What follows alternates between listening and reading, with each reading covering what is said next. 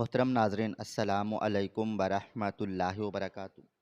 ایک بزرگ شخص ایس پی منور کے دفتر میں داخل ہوا اور ہاتھ باندھتے ہوئے کہنے لگا، صاحب، میرا بیٹا منی لانڈرنگ کے سلسلے میں اندر ہے۔ اگر آپ نظر کرم کریں تو مہربانی ہوگی۔ منور نے اس شخص کے چہرے کے خد و خال پر غور کیا تو اس کے کانوں میں 20 سال پہلے کہا گیا ایک جملہ گونجنے لگا، جب اسی شخص نے طنزیہ لہجے میں کہا تھا کہ گدھے کا بیٹا کبھی گھوڑا نہیں بن سکتا۔ اور آج 20 سال بعد پولیس ہیڈ کوارٹرز کی شاندار اور پرشکوہ عمارت کے ایک وسیع و عریض کمرے میں مکمل خاموشی طاری تھی۔ یہ شہر کے سب سے ایماندار، نڈر اور باوقار پولیس افسر ایس پی منور کا دفتر تھا۔ کمرے کی فضا میں ایک عجیب سا روب و دبدبا تھا جو ہر اس شخص کو محسوس ہوتا تھا جو اس دروازے سے اندر قدم رکھتا تھا۔ دیوار پر قائد اعظم کی تصویر آویزاں تھی۔ اس کے بالکل نیچے سیاہ چمڑے کی ایک بھاری کرسی پر ایس پی منور بیٹھا کسی اہم فائل کا بغور مطالعہ کر رہا تھا۔ اس کی خاکی وردی پر لگے ستارے کمرے کی روشنی میں چمک رہے تھے، لیکن اس سے کہیں زیادہ چمک اس کی آنکھوں میں تھی۔ وہ آنکھیں جنہوں نے زندگی کے بے شمار سرد و گرم دیکھے تھے اور جو اب کسی بھی مجرم کی روح تک میں جھانک لینے کی صلاحیت رکھتی تھی۔ اچانک دروازے پر ایک ہلکی سی دستک ہوئی اور منور کی اجازت پر اس کا پی اے اندر داخل ہوا۔ اس نے ادب سے جھک کر بتایا کہ کوئی بہت ہی پریشان حال بزرگ ان سے ملنے کی ضد کر رہے ہیں اور ان کا کہنا ہے کہ ان کی زندگی اور موت کا انحصار اسی ملاقات پر ہے۔ منور، جو کبھی کسی سائل کو اپنے در سے خالی نہیں لوٹاتا تھا، اس نے فوراً اندر بھیجنے کا اشارہ کیا۔ چند لمحوں کے بعد دروازہ دوبارہ کھلا اور ایک بوڑھا شخص ہچکچاتے قدموں کے ساتھ اندر داخل ہوا۔ اس شخص کے کپڑے انتہائی قیمتی اور نفیس تھے، لیکن اس کی حالت بتا رہی تھی کہ وہ اندر سے پوری طرح ٹوٹ چکا ہے۔ اس کے چہرے پر گہری جھریاں تھیں، کمر جھکی ہوئی تھی اور قدموں میں وہ لرزش تھی جو کسی شدید صدمے یا خوف کی نشاندہی کرتی ہے۔ اس نے لرزتے ہاتھوں کے ساتھ منور کی میز کے سامنے آ کر ہاتھ باندھ دیے اور اس کی آنکھوں سے آنسو چھلک پڑے۔ صاحب، میرے حال پر رحم کھائیں، میں لٹ گیا ہوں، برباد ہو گیا ہوں۔ بوڑھے کی آواز میں ایسی بے بسی تھی جو پتھر دل کو بھی پگھلا دے۔ میرا اکلوتا بیٹا، میرا کامران، منی لانڈرنگ کے ایک جھوٹے کیس میں آپ کی حراست میں ہے۔ وہ نادان ہے صاحب، اسے کچھ لوگوں نے پھنسا دیا ہے۔ اگر آپ تھوڑی سی نظر کرم کر دیں، اسے اس کیس سے نکال دیں تو یہ بوڑھا تاحیات آپ کا غلام رہے گا۔ آپ جو کہیں گے میں کروں گا، جتنا پیسہ کہیں گے میں دوں گا، بس میرے بیٹے کی زندگی بچا لیں۔ صاحب، وہ جیل کی چکی نہیں پی سکے گا، وہ بہت لاڈ پیار سے پلا بڑا ہے۔ بوڑھے نے گڑ گڑاتے ہوئے اپنے دونوں ہاتھ مزید سختی سے جوڑ لیے۔ ایس پی منور نے فائل سے نظریں ہٹائیں اور اس بوڑھے شخص کی طرف دیکھا۔ اس نے تسلی دینے کے لیے کوئی لفظ کہنا چاہا، لیکن جیسے ہی اس کی نظر اس بوڑھے کے چہرے کے خد و خال پر پڑی، اس کے ہونٹ جیسے سل گئے۔ کمرے کا سناٹا اچانک گہرا ہو گیا، یہاں تک کہ دیوار پر لگی گھڑی کی ٹک ٹک بھی منور کے کانوں میں ہتھوڑے کی طرح بجنے لگی۔ وہ چہرہ، وہ آنکھیں، وہ ماتھے کی لکیریں، وقت نے بھلے ہی ان پر بڑھاپے کی گرد ڈال دی تھی، لیکن منور کی یادداشت کی سلیٹ پر وہ چہرہ آج بھی اتنا ہی تر و تازہ تھا جتنا 20 سال پہلے تھا۔ یہ چہرہ سیٹھ ظفر کا تھا، وہی سیٹھ ظفر جس کی رعونت اور تکبر کے قصے پورے شہر میں مشہور تھے۔ منور کی آنکھوں کے سامنے سے موجودہ منظر دھندلانے لگا اور وقت کا پہیہ 20 سال پیچھے کی طرف گھوم گیا۔ دفتر کی شاندار دیواریں کچے اور خستہ حال مکان میں بدل گئیں اور منور ایک بار پھر وہی 12 سال کا غریب لڑکا بن گیا جس کے پاؤں میں ٹوٹی ہوئی چپل اور جسم پر کئی جگہ سے سلے ہوئے کپڑے ہوا کرتے تھے۔ 20 سال قبل منور کا باپ رحمت بابا اسی سیٹھ ظفر کی بڑی حویلی میں چوکیدار اور ڈرائیور کے طور پر کام کرتا تھا۔ رحمت بابا ایک انتہائی شریف، محنتی اور خاموش طب انسان تھا۔ اس کی زندگی کا بس ایک ہی مقصد تھا کہ 2 وقت کی حلال طریقے سے روٹی کمائے اور اپنے اکلوتے بیٹے منور کو پڑھا لکھا کر ایک بڑا افسر بنائے۔ رحمت بابا کی اپنی زندگی تو سیٹھ ظفر کی حویلی کے دروازے کھولتے اور بند کرتے گزر گئی تھی، لیکن وہ نہیں چاہتا تھا کہ اس کا بیٹا بھی کسی کے آگے ہاتھ باندھ کر کھڑا رہے۔ غربت ان کے گھر کے ہر کونے میں ڈیرے ڈالے ہوئے تھی، لیکن منور کی کتابوں اور اس کی پڑھائی کی لگن نے اس کے کچے گھر میں امید کے کئی چراغ روشن کر رکھے تھے۔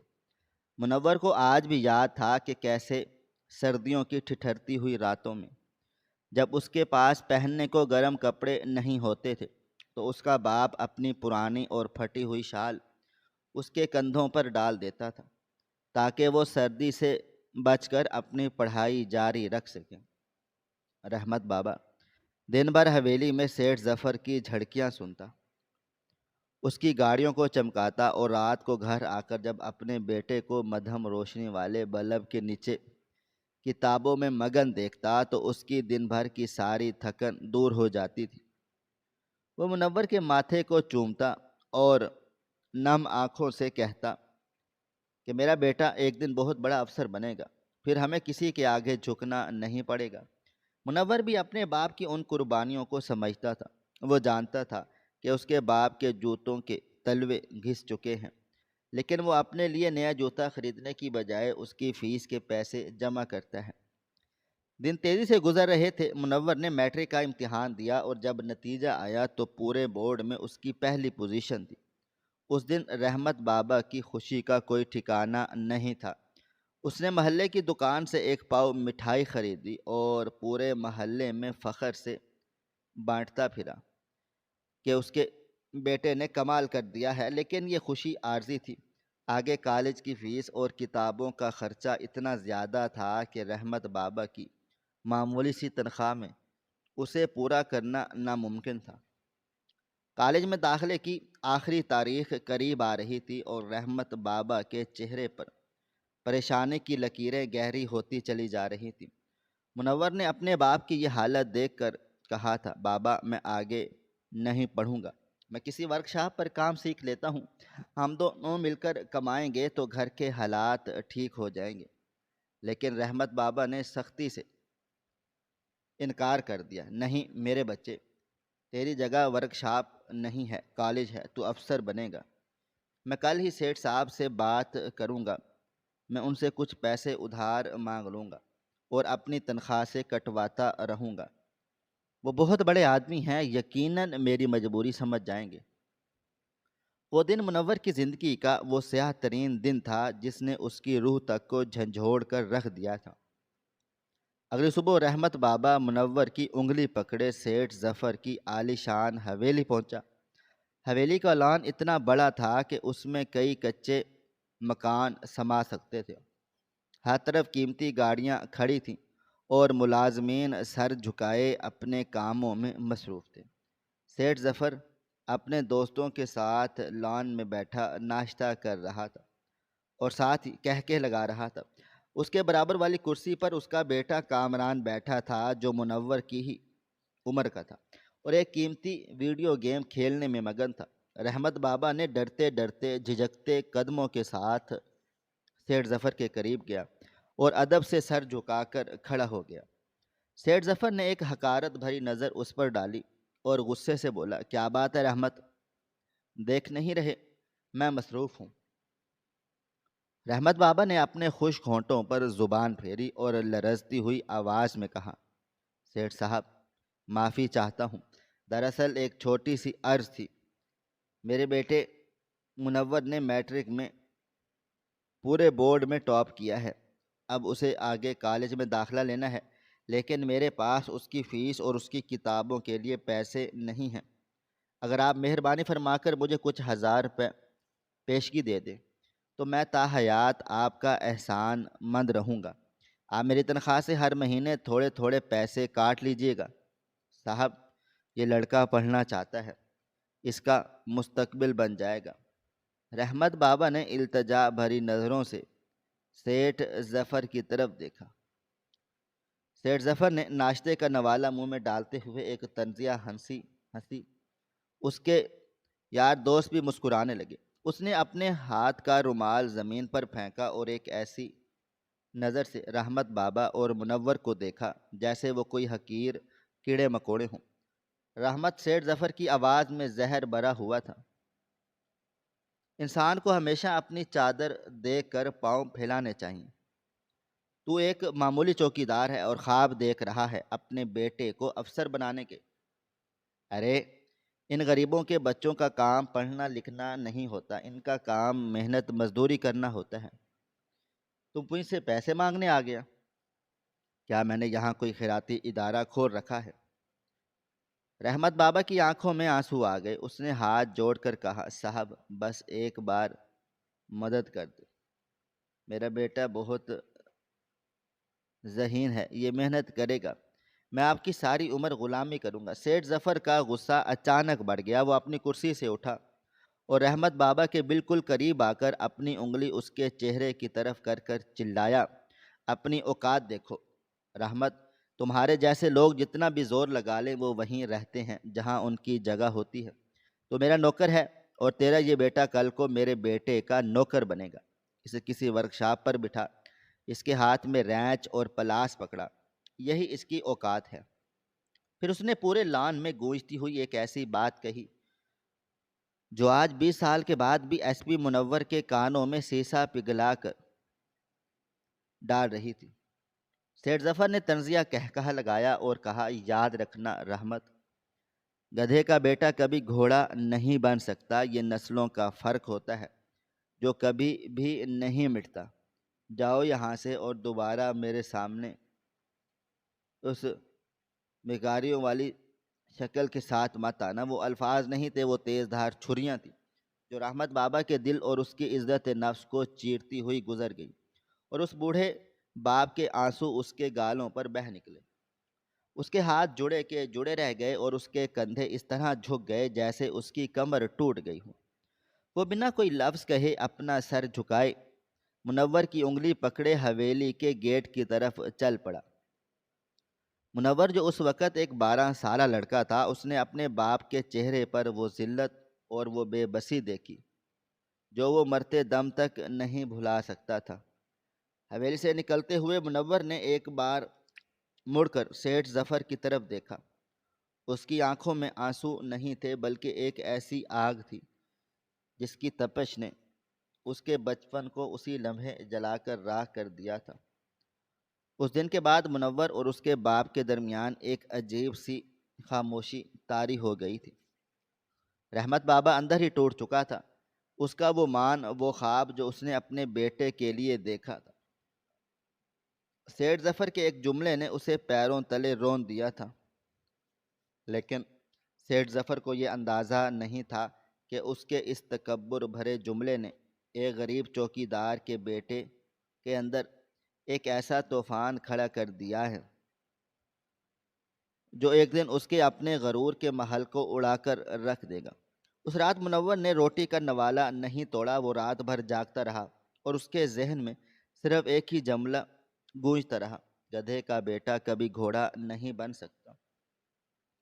اس نے رات کے پچھلے پہر اپنے سوتے ہوئے باپ کے کھردرے اور محنت کش ہاتھوں کو چوما تھا اور اپنے آپ سے ایک خاموش وعدہ کیا تھا کہ وہ اس اور جملے کو، اس غرور کو اور اسی ذلت کو اپنی کامیابی کی بنیاد بنائے گا۔ وہ رویا نہیں تھا بلکہ اس نے اپنے آنسوؤں کو اپنے ارادوں کی بھٹی میں جھونک دیا تھا۔ یہ ماضی کا وہ ناسور تھا جو آج 20 سال بعد ایس پی منور کے سامنے ایک مجسم صورت میں کھڑا تھا۔ وہ سیٹھ ظفر جس کی آواز سے کبھی حویلی کی دیواریں کانپتی تھی، آج ایک بے بس، لاچار اور لرزتے ہوئے بوڑھے کی شکل میں اس کے سامنے ہاتھ باندھے کھڑا تھا۔ وہی ہاتھ جو کبھی کسی غریب کی مدد کے لیے نہیں اٹھے تھے، آج اپنے مجرم بیٹے کی بھیک مانگنے کے لیے جڑے ہوئے تھے۔ منور کی آنکھوں کے سامنے وہ منظر ایک بار پھر گھوما جب اس کے باپ نے سیٹھ کے آگے ہاتھ جوڑے تھے اور جواب میں بھی انہیں ذلت ملی تھی، اور وہ رات منور کی زندگی کی سب سے طویل رات تھی جب سیٹھ ظفر کے تکبر بھرے الفاظ اس کے معصوم ذہن پر ہتھوڑے کی طرح برس رہے تھے۔ اس نے اپنے باپ کے چہرے پر جو بے بسی اور ذلت دیکھی تھی، وہ اس کے دل میں ایک ایسی آگ بھڑکا چکی تھی جسے اب دنیا کی کوئی بھی طاقت نہیں بجھا سکتی تھی۔ اس نے اندھیرے میں اپنے باپ کے کھردرے اور محنت کش ہاتھوں کو چھوا تو اسے محسوس ہوا جیسے یہ ہاتھ نہیں بلکہ قربانیوں کی وہ داستان ہے جسے ایک امیر اور مغرور شخص نے پیروں تلے سے رون دیا ہو۔ اس دن کے بعد منور نے بچپن کی تمام شرارتیں اور کھیل کود ہمیشہ کے لیے ترک کر دیے۔ وہ جان گیا تھا کہ غریب کے بچے کا کوئی بچپن نہیں ہوتا اور اس کی تقدیر صرف اس کے اپنے ہاتھوں کی محنت سے بدل سکتی ہے۔ اس نے صبح سویرے اٹھ کر اخبار بیچنے کا فیصلہ کیا تاکہ اپنی پڑھائی کا خرچہ خود اٹھا سکے۔ سردیوں کی ٹھٹھرتی ہوئی صبحوں میں جب سیٹھ ظفر کا بیٹا کامران گرم بستر میں سو رہا ہوتا تھا، منور سائیکل پر محلے محلے اخبار پھینک رہا ہوتا تھا۔ اس کی انگلیاں سردی سے سن ہو جاتی، لیکن جب بھی اسے تھکن یا سردی کا احساس ہوتا تو اس کے کانوں میں سیٹھ ظفر کی وہی آواز گونجنے لگتی کہ گدھے کا بیٹا کبھی گھوڑا نہیں بن سکتا۔ یہ آواز اسے رکنے نہیں دیتی تھی بلکہ اس کے قدموں میں ایک نئی بجلی بھر دیتی تھی۔ رحمت بابا نے جب اپنے بیٹے کو مشقت کرتے دیکھا تو اس کا دل خون کے آنسو رویا، لیکن وہ مجبور تھا۔ اس نے حویلی کی نوکری چھوڑ دی تھی کیونکہ اس کی غیرت اب اسے اس شخص کے دروازے پر کھڑا ہونے کی اجازت نہیں دیتی تھی جس نے اس کی سفید پوشی کا مذاق اڑایا تھا۔ رحمت بابا نے ایک فیکٹری میں مزدوری شروع کر دی جہاں وہ دن رات لوہے کی بھٹی کے سامنے کھڑا رہتا۔ اس کی صحت تیزی سے گرنے لگی لیکن اس کے ماتھے پر کبھی شکن نہیں آئی۔ باپ اور بیٹے کی زندگی کا اب ایک ہی مقصد تھا اور وہ تھا سیٹھ ظفر کے اس جملے کو غلط ثابت کرنا۔ منور نے سرکاری سکول میں ہی اپنی پڑھائی جاری رکھی جہاں نہ بیٹھنے کے لیے کرسیاں تھی اور نہ ہی سردی سے بچنے کے لیے کھڑکیوں میں شیشے، لیکن اس کے ارادے کسی بھی شیشے یا دیوار سے زیادہ مضبوط تھے۔ وہ رات کو اسٹریٹ لائٹ کے نیچے بیٹھ کر پڑھتا کیونکہ ان کے گھر میں بجلی کا بل ادا کرنے کے پیسے نہیں ہوتے تھے۔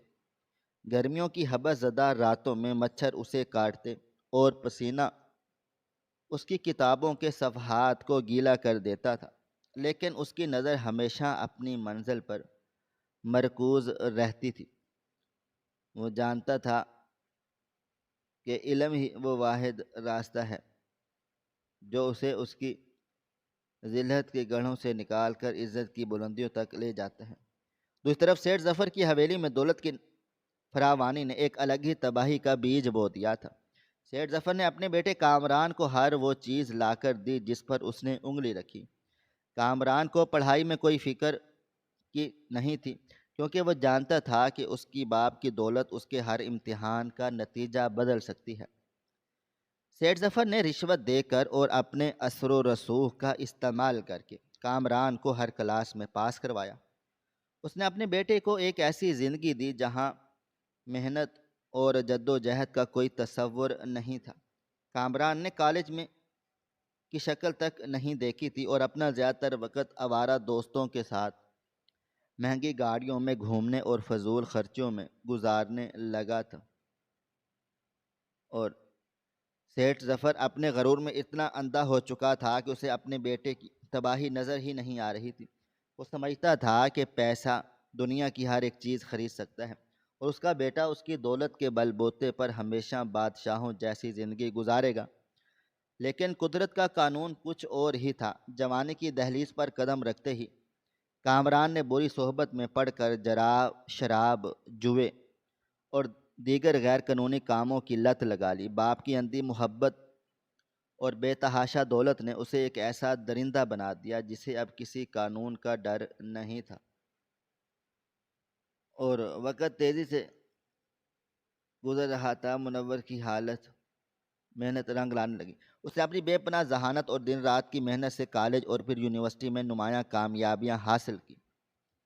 وہ وظیفے پر پڑھتا رہا اور ساتھ ساتھ چھوٹے بچوں کو ٹیوشن پڑھا کر اپنے گھر کا نظام چلاتا رہا۔ لیکن اس جدوجہد میں رحمت بابا کی صحت مکمل طور پر جواب دے چکی تھی۔ فیکٹری کی بھٹی کی تپش اور غریبی کی چکی نے اس بوڑھے باپ کو اندر سے کھوکھلا کر دیا تھا۔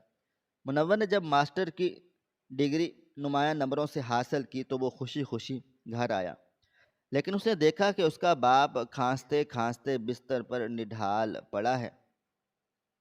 اکثر دوستوں نے بتایا کہ بابا جان کے پھیپھڑے مکمل طور پر تباہ ہو چکے ہیں، ان کے پاس وقت بہت کم ہے۔ یہ سن کر منور کے پیروں تلے سے زمین نکل گئی اور اس کا دل درد سے پھٹنے لگا۔ وہ اپنے باپ کے سینے سے لگ کر بچوں کی طرح رویا۔ رحمت بابا نے اپنے کامتے ہوئے ہاتھوں سے منور کے آنسو صاف کیے اور مسکراتے ہوئے کہا، میرے شیر بچے، روتے نہیں ہیں۔ تو نے مجھے وہ عزت دی جو بڑے بڑے امیروں کو بھی نصیب نہیں ہوتی۔ اب تو نے رکنا نہیں ہے اور وہ منزل حاصل کرنی ہے جس کا خواب ہم نے مل کر دیکھا تھا۔ منور نے اپنے آنسو روکے اور اپنے باپ سے وعدہ کیا کہ وہ CSS کا امتحان دے کر ایک اعلیٰ افسر بنے گا۔ اس دن کے بعد منور نے دن کا چین اور رات کی نیند اپنے اوپر حرام کر لی۔ وہ ہسپتال میں اپنے باپ کے بستر کے پاس بیٹھ کر CSS کے امتحان کی تیاری کرتا۔ ایک طرف اس کا باپ زندگی اور موت کی کشمکش میں مبتلا تھا اور دوسری طرف بیٹا اپنی تقدیر بدلنے کی جنگ لڑ رہا تھا۔ ہسپتال کے مدھم بلب کی روشنی میں منور کی آنکھیں نیند سے سرخ ہو جاتی، لیکن وہ ایک لمحے کے لیے بھی کتاب بند نہیں کرتا تھا۔ اسے معلوم تھا کہ اس کا ہر ایک لفظ اس کے باپ کی قربانیوں کا قرض ہے۔ آخر کار وہ دن آ گیا جب منور نے CSS کا امتحان دیا۔ اس نے اپنا پرچہ اس یقین کے ساتھ حل کیا کہ اس کی برسوں کی محنت اور اس کے باپ کی دعائیں کبھی رائگاں نہیں جا سکتی۔ امتحان دینے کے بعد جب وہ سیدھا ہسپتال پہنچا تو رحمت بابا کی حالت بہت زیادہ بگڑ چکی تھی۔ بوڑھے باپ کی آنکھیں دروازے پر لگی تھیں، جیسے وہ اپنے ہی بیٹے کا انتظار کر رہا ہو۔ منور بھاگ کر اپنے باپ کے پاس گیا اور اس کے ہاتھ تھام لیے۔ رحمت بابا نے ایک گہری اور پرسکون سانس لی اور اپنے بیٹے کو دیکھ کر مسکرایا، جیسے وہ جان گیا ہو کہ اس کا بیٹا امتحان میں کامیاب ہو گیا ہے۔ اس نے بمشکل اپنے ہونٹ ہلائے اور کہا کہ مجھے تجھ پر فخر ہے میرے گھوڑے، اور یہ کہتے ہی اس کی روح اس خستہ حال جسم سے پرواز کر گئی۔ منور کی دنیا لٹ گئی اور اس کی چیخوں نے ہسپتال کی دیواروں کو بھی رلا دیا۔ اس نے اپنے باپ کو اپنے ہاتھوں سے قبر میں اتارا اور اس مٹی پر کھڑے ہو کر عہد کیا کہ وہ اس کی دی ہوئی تربیت پر کبھی آنچ نہیں آنے دے گا۔ کچھ عرصے کے بعد CSS کے امتحان کا نتیجہ آیا اور منور نے پورے ملک میں پہلی پوزیشن حاصل کی تھی، اور اس کامیابی نے پورے شہر میں تہلکہ مچا دیا۔ وہ لڑکا جس کے پاس پہننے کو جوتے نہیں تھے آج ملک کا سب سے بڑا امتحان پاس کر چکا تھا۔ اس کی ٹریننگ شروع ہوئی اور وہ اپنی ایمانداری، لگن اور فرض شناسی کی وجہ سے محکمے میں تیزی سے نام کمانے لگا۔ دوسری جانب سیٹھ ظفر پر وقت کا قہر نازل ہونا شروع ہو چکا تھا۔ کامران کی آوارہ گردی اور جوئے کی لت نے سیٹھ ظفر کی آدھی سے زیادہ دولت اڑا ڈالی۔ کامران نے راتوں رات امیر بننے کے چکر میں کچھ بین الاقوامی اور جرائم پیشہ افراد کے ساتھ مل کر منی لانڈرنگ کا دھندا شروع کر دیا۔ سیٹھ ظفر نے اسے روکنے کی بہت کوشش کی، لیکن اب پانی سر سے گزر چکا تھا۔ جس بیٹے کو اس نے ساری عمر محنت کرنے سے روکا تھا، آج وہی بیٹا اس کی ذلت کا سبب بن رہا تھا۔ اور قدرت بڑی خاموشی سے اپنے بساط بچھا چکی تھی اور ہر مورا اپنی جگہ پر کام کر رہا تھا۔ منی لانڈرنگ کا نیٹ ورک پکڑا گیا اور اسے پولیس نے رنگے ہاتھوں گرفتار کر لیا گیا۔ یہ خبر سیٹھ ظفر کے لیے موت کا پیغام تھی۔ اس کی عزت، اس کا وقار اور اس کا غرور، سب کچھ مٹی میں مل گیا۔ وہ جو کل تک غریبوں کو حقارت کی نظر سے دیکھتا تھا، آج خود ایک بھکاری کی طرح اپنے بیٹے کی ضمانت کے لیے در در کی ٹھوکریں کھا رہا تھا، اور اس کے تمام دوست اور جاننے والے اس سے منہ موڑ چکے تھے، کیونکہ کوئی بھی منی لانڈرنگ جیسے سنگین جرم میں اپنا نام نہیں لانا چاہتا تھا۔ وقت کا پہیہ اپنی پوری رفتار سے گھومتا ہوا وہیں آ کر رک گیا جہاں سے 20 سال پہلے چلا تھا۔ منور، جو اب ایس پی بن چکا تھا، اسی شہر میں تعینات ہوا جہاں اس نے اپنی زندگی کے سب سے تلخ دن گزارے تھے۔ اس کی ایمانداری اور اصول پسندی کے قصے مجرموں کے دلوں میں خوف پیدا کرتے تھے۔ قدرت نے اسے اسی کرسی پر لا کر بٹھا دیا جہاں فیصلوں کی طاقت اس کے ہاتھ میں تھی، اور قدرت کا ہی یہ فیصلہ تھا کہ سیٹھ ظفر کے بیٹے کامران کی تفتیش اسی ایس پی منور کے محکمے کے پاس آئی۔ جب سیٹھ ظفر کو معلوم ہوا کہ ایک انتہائی سخت گیر افسر اس کے بیٹے کے کیس کی نگرانی کر رہا ہے، تو اس کی رہی سہی امید بھی دم توڑ گئی۔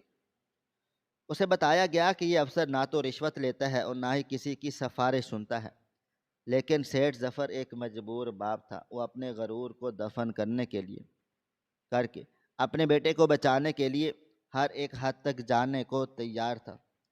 اسے معلوم نہیں تھا کہ وہ جس افسر کے قدموں میں گرنے جا رہا ہے، وہ وہی غریب چوکیدار کا بیٹا ہے جس نے اسے 20 سال پہلے اپنی حویلی سے دھکے دے کر نکالا تھا۔ مکافات عمل نے سیٹھ ظفر کو اس کے اپنے ہی تکبر کی آگ میں جلا کر راکھ کر دیا، اور اب وہ اسی راکھ کو سمیٹنے کے لیے اس شخص کے دروازے پر کھڑا تھا جس نے اپنی محنت کی بھٹی میں جل کر کندن کا روپ دھار لیا تھا۔ دفتر کی اس طویل خاموشی میں منور کے اندر چلنے والی ایک جنگ ختم ہو چکی تھی، اور اس نے اپنے باپ کی دی ہوئی بہترین تربیت کے سائے میں وہ فیصلہ کر لیا تھا جو تاریخ میں ہمیشہ سنہری حروف میں لکھا جانا تھا۔ اور یہی وہ لمحہ تھا جہاں ماضی اور حال آپس میں ٹکرا رہے تھے، اور قدرت نے انصاف کا ترازو ایک غریب کے بیٹے کے ہاتھ میں تھما دیا تھا۔ ایس پی منور کے دفتر کی فضا میں ایک ایسا بوجھل پن طاری تھا جسے الفاظ میں بیان کرنا ناممکن تھا۔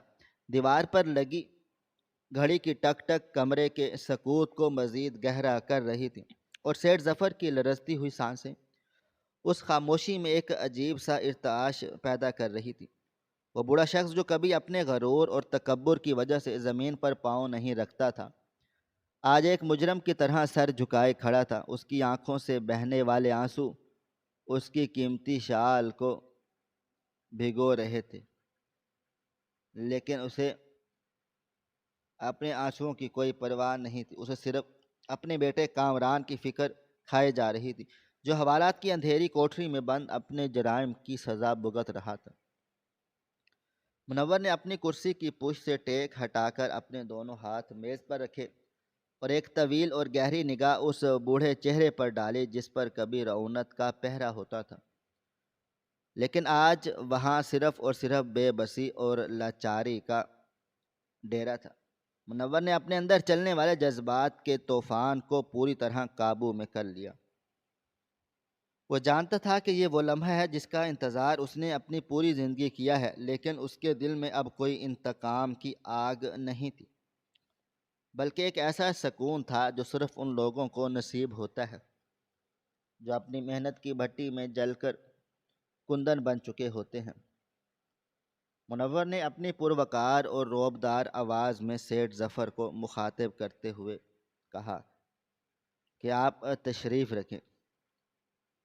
سیٹھ ظفر کی ٹانگیں پہلے ہی اس کا ساتھ چھوڑ رہی تھی۔ وہ ہچکچاتے ہوئے سامنے پڑی کرسی پر بیٹھ گیا، لیکن اس کے ہاتھ ابھی تک جڑے ہوئے تھے۔ منور نے اسے بغور دیکھتے ہوئے پوچھا کہ کیا آپ نے مجھے پہچانا؟ سیٹھ ظفر نے حیرت اور پریشانی کے عالم میں سر اٹھایا اور منور کے چہرے کی طرف دیکھا۔ اس نے اپنی دھندلی یادداشت پر بہت زور ڈالا، لیکن ایک اعلیٰ پولیس افسر کی اس باوقار شخصیت میں اسے کوئی پرانا جاننے والا نظر نہیں آیا۔ اس نے نفی میں سر ہلاتے ہوئے کہا کہ نہیں صاحب، میں نے آپ کو نہیں پہچانا، میری تو زندگی میں اتنی الجھنیں آ گئی ہیں کہ مجھے اب اپنا آپ بھی یاد نہیں رہتا۔ منور کے ہونٹوں میں ایک انتہائی مدھم اور پراسرار سے مسکراہٹ ابھری۔ اس نے اپنی بات کا آغاز کرتے ہوئے کہا کہ انسان کا وقت جب بدلتا ہے تو وہ اکثر ماضی کے ان چہروں کو بھول جاتا ہے جنہیں اس نے کبھی حقارت سے ٹھکرایا تھا، لیکن قدرت کی یادداشت بہت تیز ہوتی ہے۔ وہ ہر ایک لفظ، ہر ایک آنسو اور ہر ایک سسکی کا حساب اپنے پاس رکھتی ہے۔ سیٹھ ظفر کو منور کی ان باتوں کی کوئی سمجھ نہیں آ رہی تھی۔ وہ تو صرف اپنے بیٹے کی رہائی کے لیے التجا کرنے آیا تھا۔ اس نے بےتابی سے کہا، صاحب میں آپ کی یہ پہیلیاں نہیں سمجھ پا رہا۔ میں ایک ان پڑھ اور جاہل باپ ہوں جس کا بیٹا اس وقت موت کے منہ میں ہے۔ آپ جو چاہیں مجھ سے لے لیں، میری ساری جائیداد، میرے کارخانے، میرا سب کچھ لے لیں، بس میرے بیٹے پر رحم کھا کر اسے چھوڑ دیں۔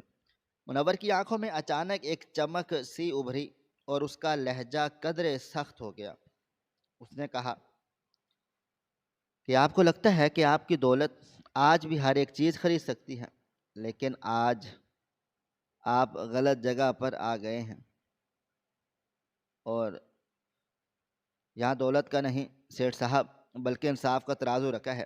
پھر منور نے اپنی کرسی سے اٹھ کر کھڑکی کی طرف رخ کیا اور باہر دیکھتے ہوئے بولا، میں آپ کو ایک کہانی سناتا ہوں، شاید اسے سن کر آپ کی یادداشت واپس آ جائے۔ یہ کہانی آج سے 20 سال پرانی ہے، جب اس شہر کے سب سے امیر اور طاقتور شخص کی حویلی میں ایک غریب اور محنتی چوکیدار کام کیا کرتا تھا۔ وہ چوکیدار بہت ایماندار تھا اور اس کی زندگی کا واحد خواب اپنے بیٹے کو ایک اعلیٰ افسر بنانا تھا۔ سیٹھ ظفر کا دل اچانک زور سے دھڑکنے لگا۔ اسے سمجھ نہیں آ رہی تھی کہ یہ ایس پی منور اسے اس کے ماضی کی کون سی کہانی سنا رہا ہے۔ منور کی آواز کمرے میں گونجتی رہی۔ اس نے مزید کہا کہ ایک دن اس چوکیدار کا بیٹا میٹرک میں ٹاپ کر گیا اور وہ غریب باپ اسے اپنے بیٹے کو لے کر اس امیر شخص کے پاس گیا تاکہ اس کی اعلیٰ تعلیم کے لیے کچھ پیسے ادھار مانگ سکے، لیکن اس امیر شخص نے مدد کرنے کی بجائے اس غریب باپ کی ایسی تذلیل کی جو آج بھی آسمان کے فرشتوں کو یاد ہوگی۔ اس امیر شخص نے طنزیہ کہکا لگا کر کہا تھا کہ اپنی اوقات دیکھو، اور مگر تمہارا بیٹا بھی تمہارے بیٹے کا نوکر بنے گا، اسے کسی ورکشاپ پر بٹھاؤ۔ یہ الفاظ سن کر سیٹھ ظفر کے دل و دماغ میں جیسے کوئی بم پھٹ گیا۔ اس کی آنکھیں پھٹی کی پھٹی رہ گئیں اور اس کا پورا جسم ایک سوکھے پتے کی طرح لرزنے لگا۔ اسے وہ دن، وہ لان اور ناشتے کی میز اور وہ غریب چوکیدار رحمت بابا سب کچھ ایک فلم کی طرح یاد آنے لگا۔ اس کی سانسیں اکھڑنے لگیں اور دل کی دھڑکن بے قابو ہو گئی۔ منور نے آہستہ سے مڑ کر سیٹھ ظفر کی طرف دیکھا۔ اس کی آنکھوں میں اب کوئی مسکراہٹ نہیں تھی، بلکہ ماضی کا وہ سارا درد سمٹ آیا۔ منور نے اپنی بات مکمل کرتے ہوئے کہا، اس امیر شخص نے اس دن اس غریب باپ سے کہا تھا، یاد رکھنا رحمت، گدھے کا بیٹا کبھی گھوڑا نہیں بن سکتا۔ یہ سننا تھا کہ سیٹھ ظفر کے پیروں تلے سے زمین ہی کھسک گئی۔ اس کا رنگ کاغذ کی طرح سفید پڑ گیا اور اس کے حلق سے کوئی آواز نہیں نکل رہی تھی۔ وہ خوف اور دہشت کے ملے جلے تاثرات کے ساتھ اس پولیس افسر کو بھی کوئی اور نہیں بلکہ چوکیدار اور رحمت کا بیٹا منور تھا، جسے اس نے ذلیل کر کے اپنی حویلی سے نکال دیا تھا۔ منور اپنی کرسی پر واپس بیٹھتے ہوئے ایک انتہائی سرد اور پرسکون لہجے میں کہا، سیٹھ صاحب میں اسی رحمت بابا کا بیٹا منور ہوں جس کے بارے میں آپ نے فرمایا تھا کہ میں زندگی بھر آپ کے بیٹے کا نوکر ہی رہوں گا۔ آج وقت نے ثابت کر دیا ہے کہ عزت اور ذلت صرف اللہ تعالیٰ کے ہاتھ میں ہے۔ آج آپ کا وہ لاڈلا بیٹا جسے آپ نے سونے کا چمچ منہ میں دے کر پالا تھا،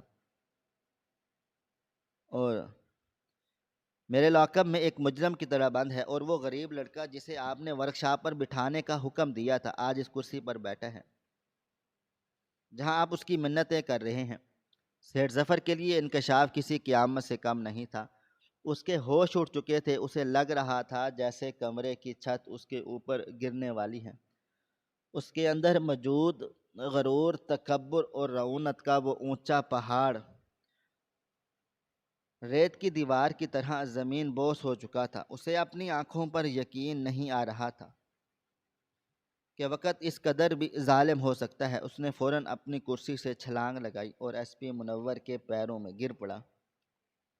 وہ پھوٹ پھوٹ کر رونے لگا اور منور کے جوتوں کو پکڑ کر گڑ گڑانے لگا۔ اس کی آواز میں اب وہ درد تھا جو کسی بھی انسان کو ہلا کر رکھ دے۔ اس نے روتے ہوئے کہا، مجھے معاف کر دو منور، مجھے معاف کر دو، میں اندھا ہو گیا تھا، میں نے دولت کے نشے میں اپنے خدا کو بھلا دیا تھا، میں نے تمہاری اور باپ کے ساتھ جو ظلم کیا تھا وہ میری زندگی کی سب سے بڑی بھول تھی۔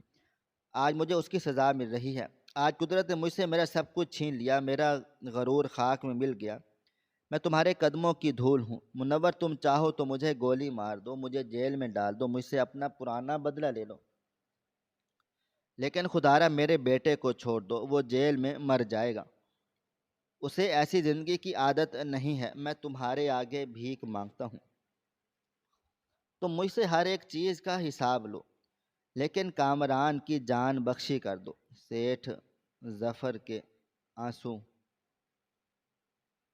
اور منور کے بوٹوں کو بھگو رہے تھے۔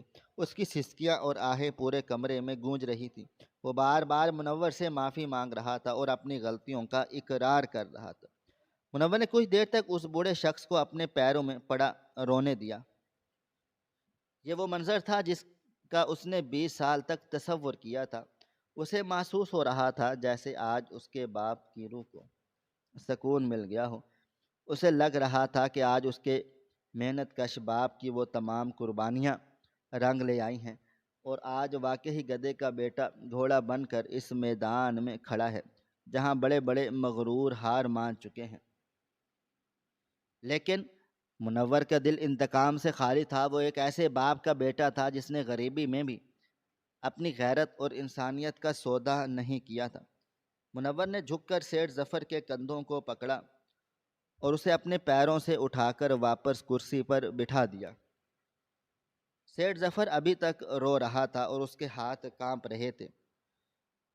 منور نے اپنی میز سے پانی کا ایک گلاس بھر کر سیٹھ ظفر کی طرف بڑھا دیا اور اسے پانی پینے کو کہا۔ سیٹھ ظفر نے لرزتے ہاتھوں سے گلاس پکڑا اور بمشکل چند گھونٹ پانی پیا۔ منور نے اپنی جگہ پر کھڑے ہو کر انتہائی پروقار انداز میں کہا، سیٹھ صاحب، آپ کو مجھ سے ڈرنے کی کوئی ضرورت نہیں ہے، میں آپ سے کوئی پرانا بدلہ نہیں لوں گا۔ اگر میں نے بھی آج وہی کیا جو آپ نے 20 سال پہلے کیا تھا تو مجھ میں اور آپ میں کیا فرق رہ جائے گا؟ میرا باپ ایک غریب چوکیدار ضرور تھا، لیکن وہ اس عظیم انسان تھا۔ اس نے مجھے محنت کرنا سکھایا، اس نے مجھے حلال رزق کی اہمیت بتائی، اور سب سے بڑھ کر اس نے مجھے انسانوں کی عزت کرنا سکھایا۔ اگر آج وہ زندہ ہوتا اور آج آپ کو اس طرح میرے پیروں میں پڑا دیکھتا تو وہ کبھی بھی خوش نہ ہوتا، بلکہ وہ مجھے ڈانٹتا کہ میں نے ایک بوڑھے انسان کی تذلیل کیوں ہونے دی۔ میں نے بچپن میں آپ کو غلط ثابت کرنے کی قسم کھائی تھی، لیکن وہ قسم محنت اور کامیابی کے ذریعے پوری کرنی تھی، کسی کو نیچا دکھا کر نہیں۔ میں آپ کو اپنے دل سے معاف کرتا ہوں۔ میں نے رحمت بابا کے اس قرض کو بھی معاف کیا جو آپ نے ذلت کی صورت میں ہمیں دیا تھا۔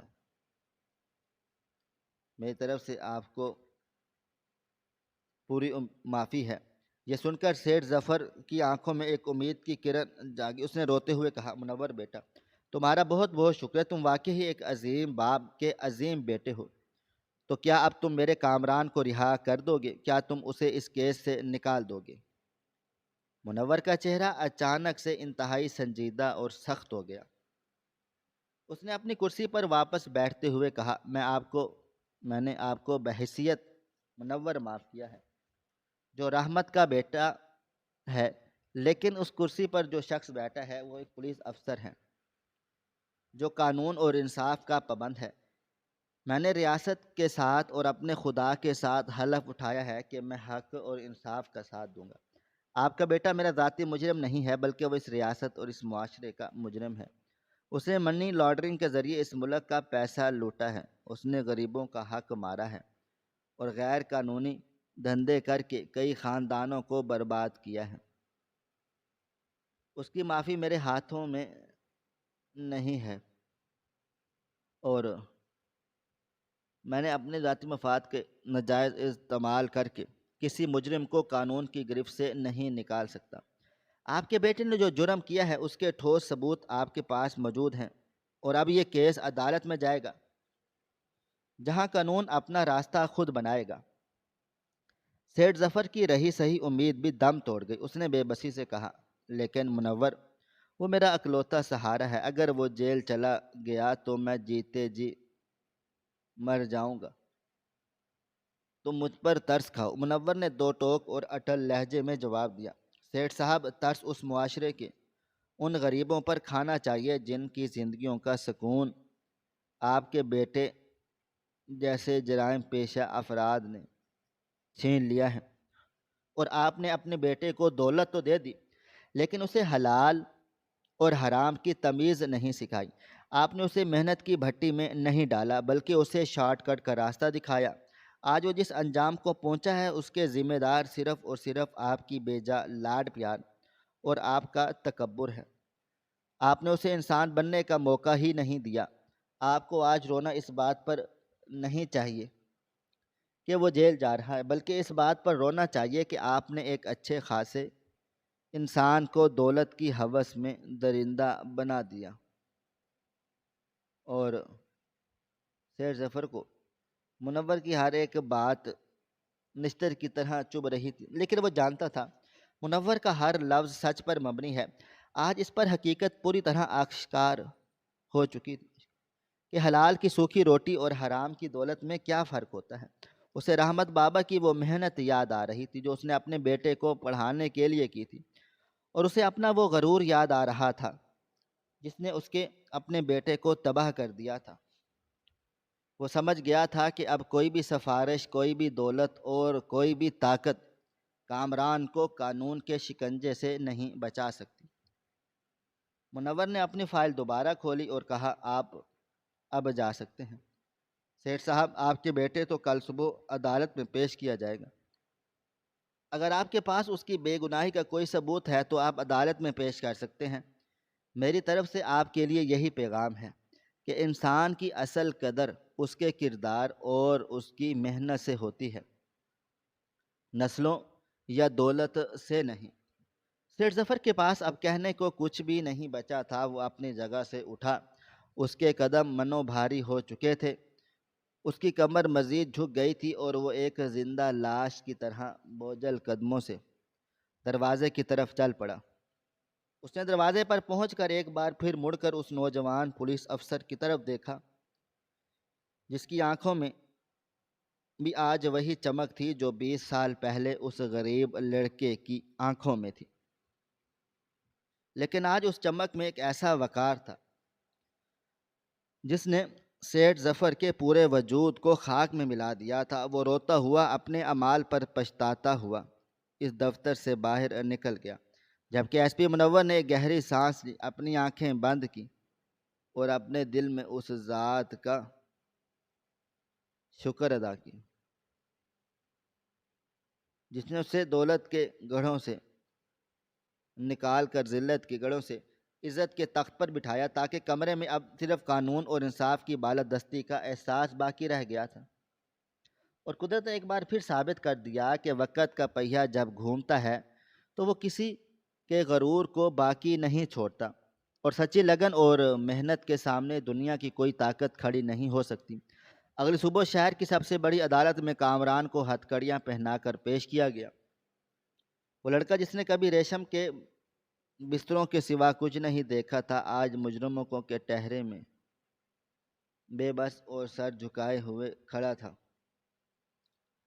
ایس پی منور کی ایماندارانہ تفتیش اور اکٹھے کیے گئے ثبوت اتنے ٹھوس اور ناقابل تردید تھے کہ ملک کا سب سے بڑا وکیل بھی کامران کو بچانے میں ناکام رہا۔ کئی ہفتوں تک چلنے والی عدالتی کارروائی کے بعد بالآخر جج نے اپنا فیصلہ سنا دیا۔ منی لانڈرنگ، دھوکہ دہی اور ملکی معیشت کو نقصان پہنچانے کے سنگین جرم میں کامران کو 14 سال بامشقت قید اور کروڑ روپے جرمانے کی سخت سزا سنائی گئی۔ اس کے ساتھ ہی عدالت کے حکم پر حکومت ان کی تمام غیر قانونی جائیدادیں، کارخانے اور عالیشان حویلی بھی ضبط کر لی، جس کے لان میں کبھی سیٹھ ظفر نے اپنے دولت کے نشے میں ایک غریب چوکی دار کی تذلیل کی تھی۔ جج کا فیصلہ سنتے ہی عدالت کے احاطے میں موجود سیٹھ ظفر کے گھٹنوں سے جیسے جان نکل گئی اور وہ وہیں فرش پر گر کر دھاڑے مار مار کر رونے لگا۔ آج قدرت نے اس سے وہ سب کچھ چھین لیا تھا جس پر اسے ساری زندگی غرور رہا تھا۔ جرمانے کی بھاری ادائیگی اور وکیلوں کی فیسوں نے اسے مکمل طور پر اور کنگال کر دیا تھا۔ کچھ دنوں میں ہی سیٹھ ظفر کو اپنی ضبط اور داخل ہو کر شہر کے ایک پسماندہ علاقے میں ایک چھوٹے اور کچے کرائے کے مکان میں منتقل ہونا پڑا۔ یہ مکان بالکل ویسا ہی خستہ حال تھا جیسا 20 سال پہلے رحمت بابا کا ہوا کرتا تھا۔ اب سیٹھ ظفر کی زندگی کا واحد مقصد مہینے میں ایک بار جیل جا کر اپنے مجرم بیٹے سے ملاقات کرنا تھا۔ جب وہ جیل کی سلاخوں کے پیچھے اپنے بیٹے کو کامران کو قیدیوں والے موٹے اور کھردرے کپڑوں میں مشقت کرتا دیکھتا تو اس کا کلیجہ پھٹ جاتا۔ کامران کے نازک ہاتھوں میں اب چھالے پڑ چکے تھے اور اس کے چہرے کی وہ ساری رونق مکمل طور پر چھن چکی تھی جو کبھی حرام کی دولت سے آئی تھی۔ وہ اپنے باپ کو دیکھ کر زاروں قطار روتا رہ اور کہتا، کاش آپ نے مجھے دولت کی اندھی ہوس کی بجائے محنت اور ایمانداری کا راستہ دکھایا ہوتا۔ یہ الفاظ سیٹھ ظفر کے دل میں زہریلے خنجر کی طرح اتر جاتے۔ بڑھاپے، بیماری اور تنہائی نے سیٹھ ظفر کو اندر سے مکمل طور پر کھوکھلا کر دیا تھا۔ اب وہ سارا دن اپنے چھوٹے سے مکان کے ٹوٹے ہوئے دروازے پر بیٹھا خالی اور حسرت بھری نظروں سے راستے کو دیکھتا رہتا۔ اس کے کانوں میں ہر وقت اپنا ہی بولا ہوا وہ تکبر بھرا جملہ گونجتا رہتا کہ گدھے کا بیٹا کبھی گھوڑا نہیں بن سکتا۔ آج وہ جان چکا تھا کہ اس کے غرور اور بے جا لاڈ پیار نے اس کی اپنی نسل کو تباہ و برباد کر دیا، جبکہ ایک غریب باپ کی دی ہوئی حلال کی روٹی اور سچی لگن نے اس کے اپنے بیٹے کو وقت کا بہترین شاہسوار بنا دیا تھا۔ قدرت اپنا حساب پوری باریک بینی سے برابر کر چکی تھی اور مکافات عمل کی چکی نے سیٹھ ظفر کے غرور کو ہمیشہ ہمیشہ کے لیے پیس کر راکھ بنا دیا تھا۔ ناظرین، آپ کو ہماری آج کی کہانی کیسی لگی؟ کومنٹ باکس میں اپنی رائے کا اظہار ضرور کریں۔ خواہش صرف اتنی ہے کہ کچھ الفاظ لکھوں جس سے کوئی گمراہی کے راستے پہ جاتے جاتے رک جائے، اور نہ بھی رکے تو سوچ میں ضرور پڑ جائے۔ دوستو، امید کرتا ہوں کہ آپ کو یہ ہماری کہانی پسند آئی ہوگی۔ کہانی پسند آئی ہو تو ویڈیو کو لائک کریں، کومنٹس کریں، شیئر کرنا بالکل بھی نہ بھولیں۔ اور ہاں، اگر آپ لوگ اس چینل پر نئے ہیں تو ہمارے چینل ہریرا انفو کو سبسکرائب ضرور کر لیں اور نوٹیفیکیشن کو ضرور دبا دیں تاکہ آنے والی کہانی سب سے پہلے آپ کو مل سکے۔ ملتے ہیں کل ایک نئی اور دلچسپ کہانی کے ساتھ، تب تک اپنا ڈھیر سارا خیال رکھیے گا۔ اللہ حافظ۔